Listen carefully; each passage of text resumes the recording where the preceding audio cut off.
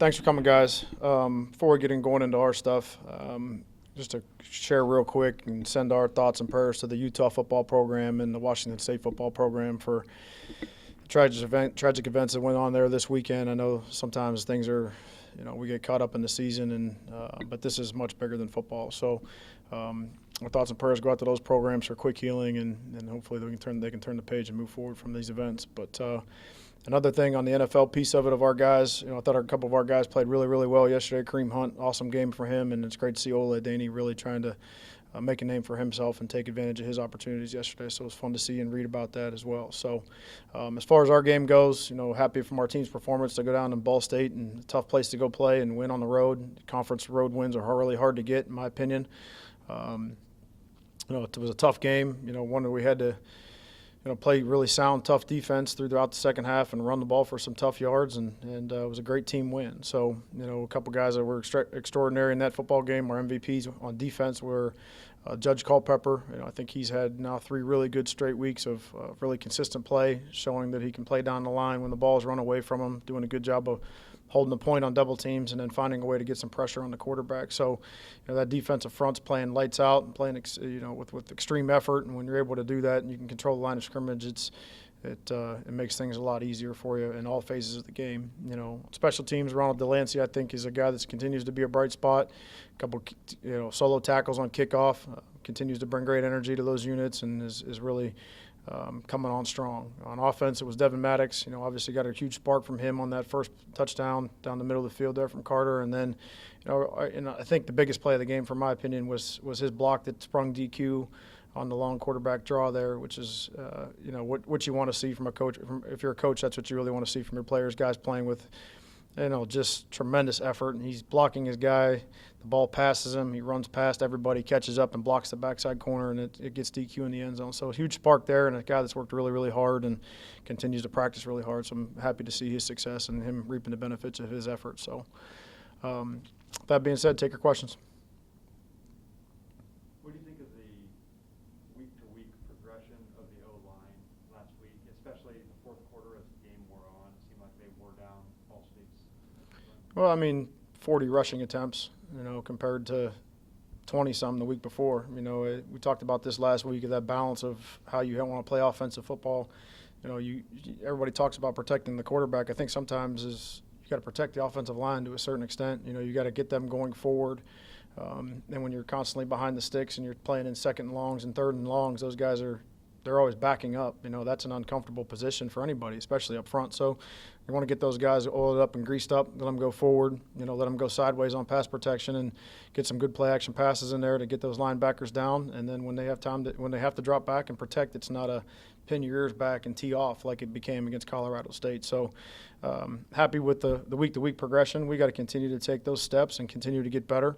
Some other guys got in there and played a little bit. Vinny Skur gave us some valuable reps in there, which was good to see. And continuing to try to build some depth and, obviously continuing to progress. I think sometimes the timing and the rhythm of the running game is really hard. And, I mentioned this last week, and I'll say it again, our first game offensively, you get 2 block punts for touchdowns. You take 2 possessions away in the first half that are, you're never going to apologize for that, and you want those plays. But, when the rhythm of offense, and then it gets into a one-sided game, you take your starters out. Notre Dame, we play Notre Dame, and arguably every player on the defensive front is good, if not better, than our guys. It's hard to sit there and just pound the ball and run the ball at those guys. And then Colorado State had a great defensive front. So it was good to see, when things were a little bit things were equal to a certain extent. And I'm not talking just from a talent standpoint. I'm talking about a situational standpoint for those guys to really get downhill and get rolling.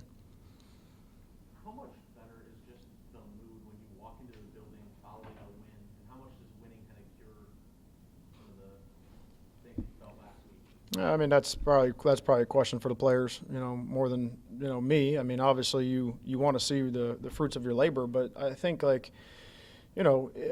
the valuable lesson here is, I think we had a great week of preparation last week. I think we were really good from the start of the week all the way through the end. And got a chance to be on the road, kind of get away from some of the distractions that may be around here leading up to the game, that kind of thing.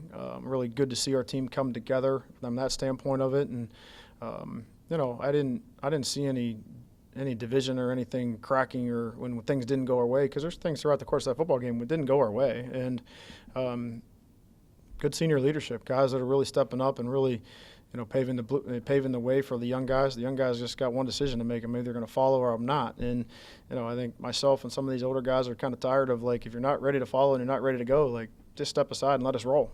So I don't know about mood and emotion and all that stuff. I know we've already turned the page and gone to UMass, and we'll continue to get ready for tomorrow's practice. We'll have a great Wednesday practice. We'll walk through on Thursday. We'll have a good Friday and get on a plane and go play UMass. Speaking of UMass, they've obviously been struggling for quite some time. What's the biggest challenge as you're facing a team that's lost 15 games in a row? Well, I think you have to respect and see and watch the tape. I've often said this. You could be playing Notre Dame one week. You could be playing Norfolk State. You could be playing Ball State. You could be playing UMass, Colorado State. It doesn't matter. Somebody's going to have an individual battle that's really, really good. And it's going to be a really tough player, So plenty of examples through this weekend of college football of if you don't prepare like crazy and you don't bring it every Saturday, how you can get beat, multiple examples of that. And I don't want to sit here and talk about other teams' stuff, but, like there's some other teams this past weekend that haven't won a lot of games that won games. And, these are 18 to 22-year-old people that have scholarships that, they're prideful. It means a lot to them. They're going to prepare. They're going to go play, and they're going to go play really, really hard. The team that Ball State played before they played us was probably feeling really good about themselves, and they get beat by UConn. So there's lots of examples like that out there, and we got to make sure that we handle what we have to handle and take care of Toledo. How big, you mentioned Judge. How big of a difference maker can a guy like that be that's so disruptive for the opposing offensive line? Well, I think great defensive tackles, first of all, they make it hard for you to run the football, and sometimes that's not a glorious lifestyle. You get 600 pounds leaning on you the entire time. You got two sets of hands, and you don't get any of the credit for it, and I think that making the ball go sideways first and then now being able to take the next step and be able to track it down and get it on the ground, some guys can do one of those two things. It's rare to find guys that can do both. And then if you can find a guy that can add pass rush ability too, you've got a special player, and he's still young in his development. He's coming along. He's going to continue to get better. And but I think the most impressive thing for me has been consistency from day one. I never saw a Penn State shirt on the kid when he came here. I never saw anybody think that he's better than anyone else because he transferred from another school. Sometimes guys, they can't separate and let go where they were in their new environment. I think he's done a really good job of that, and I think our team really respects that, and I know I certainly do. You got Tyson back last week. Not only on the field, but just his kind of presence in the huddle and around the players. I know he's a great leader. How big is that? Huge, and I've told him this. I told him that we miss your leadership more than we miss you as a player, and no player ever wants to hear that because it sounds like it's being disrespectful to his ability, but it's actually not. It's about as great a compliment as you can get. I think he's really he's everything you want in a football player, and everything that you want when it comes to when things get hard. He's got enough. He's got enough in his tank to make sure that he stands up and says what's the right thing to say, not necessarily what everybody wants him to say, type of thing. So, valuable player, good football player. He's in that low 20s a snap count this week, and hopefully that only just continues to progress. But a major boost to have him back on our team for sure. You kind of touched on the NFL thing. How much time do you spend watching your guys on Sundays, and how cool is that for you? None. And, Sunday's a really hard work day around here as far as coaches getting in here early in the morning, and regardless of whatever time the game was the night before, we have to be ready for a 1:30 team meeting with the team and have our work done and our stuff done, and then at 3 o'clock we're on the practice field. So, these kids are done and out of here by 4 p.m. and we can cut those guys loose. So maybe you can turn a game on, maybe in your office while you're breaking down the other opponent. But I always try to pay attention to the teams that our guys are playing on, and in the morning today, people randomly send me emails and stuff like that. That's where I saw Ola's article this morning. So really happy for those guys that continue to stay the course and keep going. And they're great representation of first and foremost their family and themselves, but then second of the Toledo Rocket football family too. So awesome to see that success. The other thing I want to ask you about, Nicole finished first yesterday in the race for the cure from the women's side. Who's the better athlete? Oh, gosh. You or Nicole? Well, first of all, let's hope that she wins the second race, because if she doesn't, you guys will crush her. So, okay, let's get that out there, all right? We'll keep that conversation, who the better athlete is for in the house. How about that? Correct. And like Cody obviously was a guy who wasn't recruited by basically no one. But Deontay, I think, only had one other offer. Is that right? Mm-hmm. So obviously you've identified those types of players, but then you develop them as well. What is like the secret sauce of you guys being able to do that? Well, I think, those guys are – I'm certainly not going to sit up here and take any credit for what those guys put down when it comes to a work ethic standpoint of things. I mean, those guys are self-made in a lot of ways, and I think when you are under-recruited or you feel like you're slighted throughout that process and you have to constantly hear everybody else's, the ringing endorsements of everybody else around you, you have a little bit of an edge and develop a little bit of an edge to you. So, I think that can be toxic, or that can be what propels you to be great. And those guys in those cases have used that as fuel to propel them to be great. Where other players have been in that same situation and they've taken it as such a slight that it's become toxic and prohibited their development. So what I really respect is them guys to be able to put it in the right tank and be able to have it on recall when they need it to continue to be motivated. And I said this to the team the other day. I was very uncertain going into the football season on who our punt returner was going to be, but Devin Maddox proved to me every day that he wanted the job, number one, and number two, he was going to do whatever necessary to get it. He's the first guy out of practice catching punts every day. No one's asked him to do that, okay? We have the GPS systems on our guys for practice on what, how much they're running, how much their player load is, what is too much work, and what that looks like. His numbers are the highest every Tuesday and Wednesday practice. And no one's asking him to do these things. These things take no talent. This is all effort. This is all commitment.